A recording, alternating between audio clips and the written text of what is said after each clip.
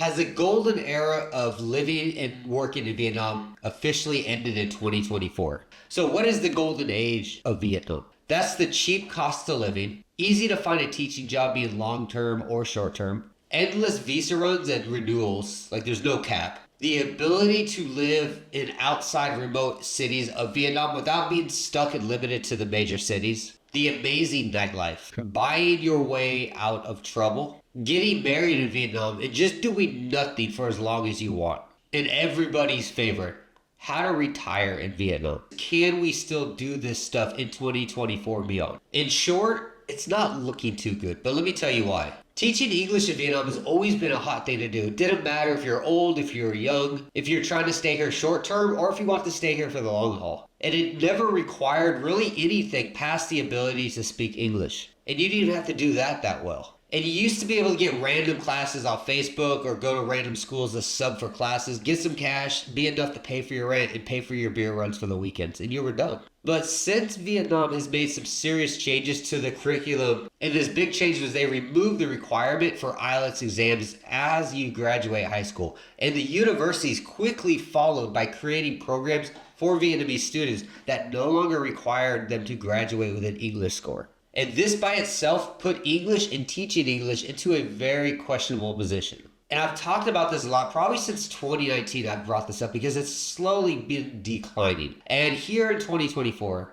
public schools are already starting to fade off the English mandate programs. English centers are starting to focus very heavily on marketing and dance schools and pottery classes over the actual English education itself. And on top of all of this chaos, there are more teachers looking for jobs in Vietnam than ever before, and very few schools really needing them.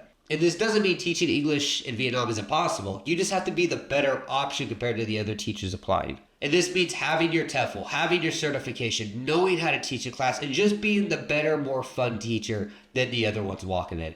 Your interview, your demo class, how you conduct your lessons, teach your classes, all that stuff is going to be more important than it ever was. And in the last 4 months, I've worked with 2 major schools in Hanoi and Haiphong, helping them hire Western teachers. There are a lot of teachers applying for Vietnam, and a lot of them are already here in Vietnam waiting. So this idea of flying out to Vietnam to be a basic teacher is no longer something you're going to get away with. If you don't know how to teach, you don't know how to write lesson plans, you don't know what activities are, which are some of the most important parts of teaching English in all of Southeast Asia, check the eBooks below. I've written so many of them. The amount of people I see come out here just like, well, I speak English, why can't I teach? It doesn't work that way anymore. You need to be ahead of the basic teachers.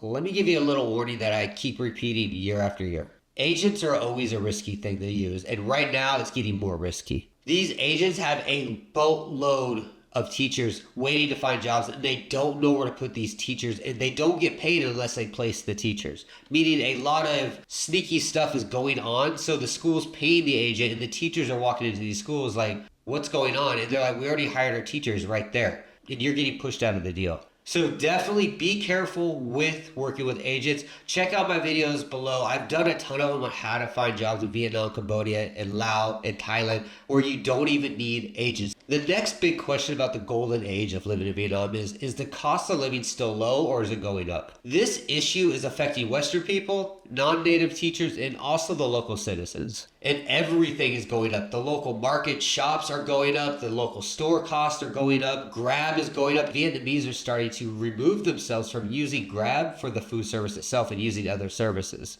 And when it comes to street vendors, they are multiplying like never before. It is not uncommon to see 17 pho restaurants next to each other, door to door. And their prices of these places and these vendors is also going up a ton. And I remember when I first came to Vietnam in 2015, it was during the Tet holiday time. You can get a banh mi for like 15K. You can get a beer Saigon for 8K. But now 10K Vietnamese, which is like 50 cents, will barely get you a small Pepsi. And the beers that we buy now are 15 to 25 Vietnamese đồng each. And a banh mi can run you between 30 to 50K each. And if you're on Bui Vinh, the big party street, you're looking at like 80 to 100 for one beer and up to 50 to 60K for a banh mi. And before you start thinking, oh, this is just tourist pricing, Vietnamese are suffering this too. I've talked to a lot of my friends where they go buy banh mi and they're spending 25. They're going to get pho, they're spending 65, 70K. And with all of this happening, the Vietnamese dong has also went down about 8% over the last 2 years, which is not helping anything at all. So the cost of living in Vietnam has definitely went up a lot compared to 10 years ago. If you are coming out here to work, Vietnam has also created this tax. It's like a health tax that foreigners have to pay that are legally working out here. It's not a lot. I mean, you're looking at like $20 to $40 a month in tax that you have to pay to the Vietnam government. There's more fees showing up everywhere on top of everything's costing more.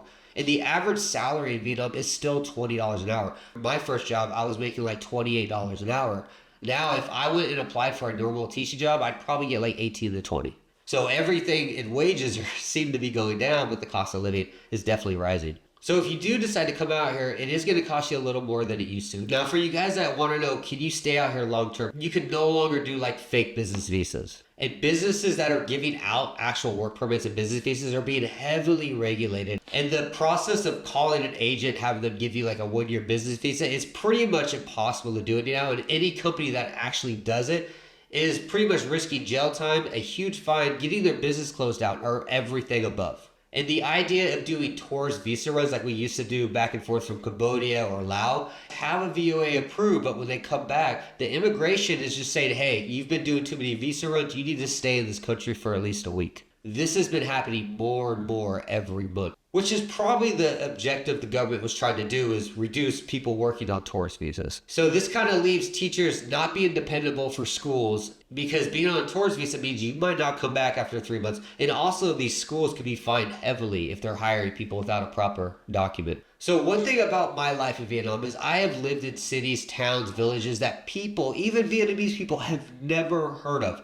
Because of the reduction of tourist visas and no more getting a job in these areas, local schools are removing English altogether. It's not required, so why are they even offering it? And English centers in these remote areas are starting to lose all their clientele, and they can't hire Western teachers at a salary that a Westerner would even accept. And this is leaving Westerners to the position where you pretty much have to live and work in the major cities, and the only way to really get out of that is if you get married in Vietnam and get like a 5-year resident card. Getting married in Vietnam has always been an option. It's been a big option actually in the South. However, finding a good wife in Vietnam is starting to become a very hard thing. So hear me out on this one. Tinder is starting to be a website with a lot of staff. And it's not uncommon to start meeting local Vietnamese girls, being in towns, big cities, and finding out later on that they were married the whole time. Cheating and adultery in Vietnam is actually quite high. And it's not just the women cheating on men, it's the men cheating on the women, vice versa. And a lot of people ask me, David, what if you go out to like a remote area like Lao Cai, Lai Châu, Sapa, and find a wife? This used to be a way to go. This is actually what a lot of people used to do, is go to like Dalat and stuff like that to find a good wife. With the visa situation going on, it's actually becoming a lot harder to do that, because you could go to Dalat for, 2 months? Then you got to do a visa run, and they're like, no, you can't come back to the country. And you just have to work fast to get married, which is leading you into making a bad decision, most likely. Now, it's always good to have facts on top of all this stuff. So I want to share with you is a differential between men and women, where women are becoming more kind of like liberal, I guess. Like, I don't need no man, all this stuff going on. The guys are becoming more red pill. There's this division. Now, the reason I'm talking about this has nothing to do with the West. This actually has to deal with South Korea and Japan. In these two countries, there is a huge division. I'm going to show you a chart on the screen that shows this massive division where the men in South Korea are extremely based people. They just want a wife, have a family, live their life. The women are focused on selfies. They're focused on, I don't need no man. This is something that is becoming concerning to Vietnam. Vietnam follows South Korea very closely in culture, music, dating scene. All this stuff is very relevant. What's going on is the women are they're becoming a little superficial, I guess. We're focused on selfie. We're focused on taking pictures with stupid stuff, food, coffee. We're focused on what our girlfriends, like our female friends, think about us over what our families need. And on the other side of this coin, the guys are pretty much like, I just want to go out and get drunk, have karaoke, and smoke all day. Like, there's this weird division going on. Vietnam's starting to get this like anti-family vibe, where it's either we don't want to have kids at all, or if we do have kids, we throw them in an English center and ignore them, or we give them to our grandparents and we go to the coffee shop and take more selfies. This is kind of what's going on. And a lot of Western guys coming out here and dating Vietnamese girls, is they're dealing with this stuff. And they're just like, I don't want this no more. This isn't what I thought I was signing up for. So I'm not saying this is 100%. This isn't every woman in Vietnam. Don't rush this stuff because things are definitely changing. Now, since we're talking about women, let's get to the big one, money. Money in Vietnam is king. That's how it's always been. You can pretty much grease the wheels and get things done with a few extra bucks. Money got you the results that you needed. Nothing's really changed. You can still live a life of a rock star, and $100 never got you so far, kind of an idea. But things are definitely starting to cost more. Cash is still king in Vietnam. You just need to know people that are closer to the king. The food and health in Vietnam has definitely changed. Vietnam has always been known for amazing food and being some of the healthiest in Southeast Asia. Sadly, Vietnam food has got way more expensive and it's extremely unhealthy. Shortcuts are becoming much shorter, and the way food's handled, it's sold, how it's prepared and stuff like that is becoming very lazy at the same time. And this is something I never really noticed back in 2015, 16, 17, or 18. So this could have just been something that's always happened. I just never knew because I was drinking heavily back then. The way food is just like cooked and held and cleaned and stuff like that, it's disgusting actually. And when you see how they burn trash in the rice fields and the vegetable fields, and you're eating rice that literally probably has plastic pieces in it, is insane. Taking oil out of the trash and like refining it and recycling it and filtering it and reusing it is very normal. And we were just at this hot pot spot like 2 weeks ago, and they were literally taking old customers' hot pot water and putting it into a new one to serve to us. The cleanliness of food and all this and that is definitely getting disgusting. But past all that crazy and negative stuff with that, in general, Vietnam is becoming a more health-conscious country. People are starting to work out more. They're starting to run more. They're starting to get out more. I even see hobby shops. There's golf, like mini golf shops everywhere. There's rock climbing spots. Gyms are starting to stay open more often and pop up more. But if you don't care about food, you're out here for the nightlife. Vietnam's the nightlife. Bui Vinh, District 1, Saigon, Vietnam. This was the biggest happening, most popping street in all of Southeast Asia. This is where you went for the most uncensored chaos party you could do. There was nothing you couldn't buy. Money got you whatever you wanted, and you could literally do whatever you wanted. And if you got in trouble for doing something that was just a little too much, you just paid your way out of it. No other street in Asia compared to it. Even Khao San Road in Thailand, it was beta compared to what Saigon did. It was insane. And for that, it was ultra cheap. We're talking like hostels were $2 or $3 a bed per night. Food that you're looking at 50 cents to $1. And beers were $1.50 for a tall Saigon green, or if you got the skinny Saigon red, it was $1. You guys remember those, right? Saigon greens. But after the lockdown in 2021, I believe it was, everything changed. And this didn't just affect Saigon. This was Hanoi, this is Vung Tau, this is Nha Trang, this is Da Nang. These are all these cities that got affected. Everything was empty. The government was removing all non-citizens of Vietnam. In places like Vung Tau, where there's a ton of Aussie people that are married out there that are retired, they were rejecting their renewals of their marriage visas. After some time, the borders opened and the bars opened, the party started again. Everything was good. The government was even promoting like, hey, get outside, have fun, spend your money. But there was a problem. Vietnam was missing the Westerners, the people that love to spend the big money. And on top of that, a lot of these bars, these businesses, these massage parlors, where a lot of money comes from, where a lot of jobs are at, always opened where there was Western people living. But because there's no Westerners, there was no point opening them there no more. So where do you open them? Because Vietnamese people don't typically pay into this stuff. And this is when Vietnam became pretty much just Vietnamese men and Vietnamese women. And if you've ever been to a Vietnamese party, you know how it goes. Bo hai ba yo, every 35 seconds, get drunk as possible, smoke as much as you can. Move over to karaoke, start yelling, get on your phone for 6 hours, playing some game, pass out drunk, wake up at 4 a.m. and do it again. And this is what Bui Vinh and Vung Tau and Hanoi turned into. It was just chaos and drunkenness. And not to mention, the trash got out of control. The government can't keep up with that. And it reminds me, we went to Vung Tau. It was like 3 weeks after the borders opened. And when we got there, it was like 11 or 12 a.m. And the beach was just a landfill. It was horrible. It was like a Thursday. It wasn't even a weekend. And the next morning, we got up and went there. We were going to take like a morning run on the beach. And it was worse.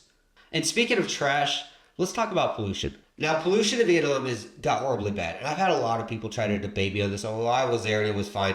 I think every person that's ever told me that has never left the confines of like the capital or Saigon. These areas, the government's spending a lot of money to maintain and keep clean. They have to. This is where the international business is conducted. This is where the Western tourist people are going. If it looks like a dump, nobody's going to return. Vietnam loses all tourist money. They lose all international business money. So these areas are definitely going to be the most cleanest. It makes sense. But why is everything dirty? And it really comes down to the mindset. If it's not mine, I don't care. If you've ever taught in Vietnam, you know that the students have to keep their homerooms clean. This is their job. Where they put that trash, nobody cares. It could go out a freaking window. Nobody cares. As long as the classroom itself is immaculate, everything's fine. And I used to see students throw stuff out the windows, throw stuff out the door to like the courtyard area, throw everything in the road, throw everything on the sidewalk. Somebody else will pick it up. This is the thinking in Vietnam. So you can imagine what it's like when you go out of town and you're at a restaurant or a karaoke bar. They're paid to eat at this restaurant. So who cares how it looks? It's not my job to keep it clean.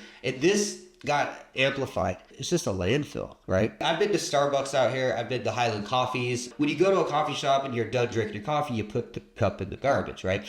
In Vietnam, you don't do that. You just leave everything everywhere. And then the staff is supposed to go there and clean everything, take your trash to the garbage, pretty much act like your mother. This is a big part of the pollution, and the problem is nobody cares. It's not our problem. It's somebody else will figure it out, right? That's what the waiters pay for. And if that's your mindset, then, I don't know what to tell you. Go to Japan, go to Singapore, go to Malaysia, go to Thailand and act like that. And you will get dirty looks. And if you return to that restaurant again, they're not going to serve you with a smile.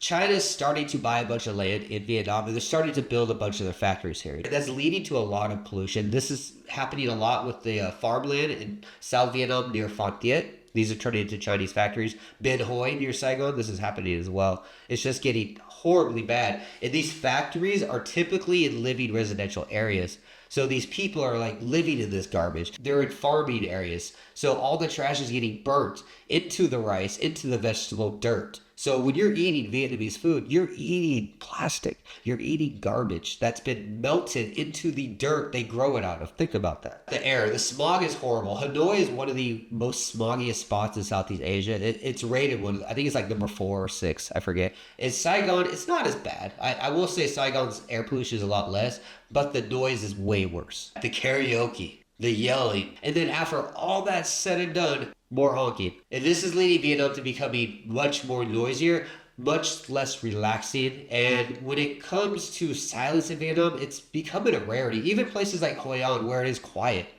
It is for a while, but nothing lasts forever in Vietnam, unfortunately. If it's not for honking, I think I mentioned that once already, it's construction, it's karaoke, it's yelling, it's all kinds of stuff. And when you are a Westerner living in Vietnam, typically the locals that live around you will start getting louder to impress you. I'm not making this up. It gets more annoying. They think if they're loud, you'll be impressed with them. It never solves anything. And then you get angry, you start attacking them. They're confused, like, why are they attacking us? We're rich.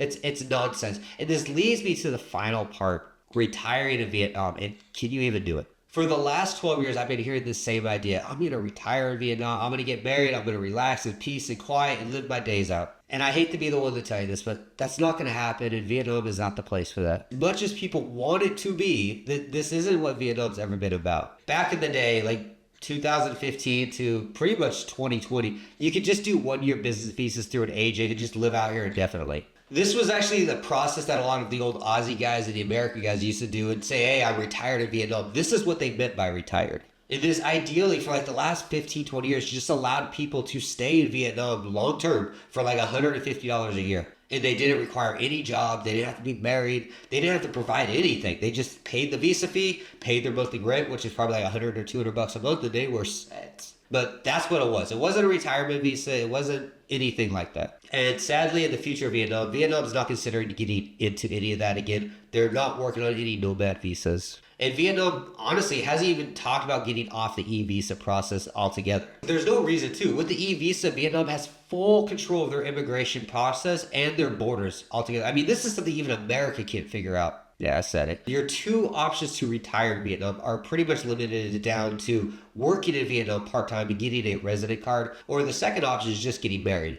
and going through that same old 5-year TRC process as before. That's never changed. And I know a lot of people are going to be discouraged with this. They're going to go down in the comments and start getting angry. Vietnam has never had a retirement visa. Vietnam has never showed interest in a retirement visa. Ever since the end of the Vietnam War, they opened up the borders to outsiders. There has never been a retirement visa.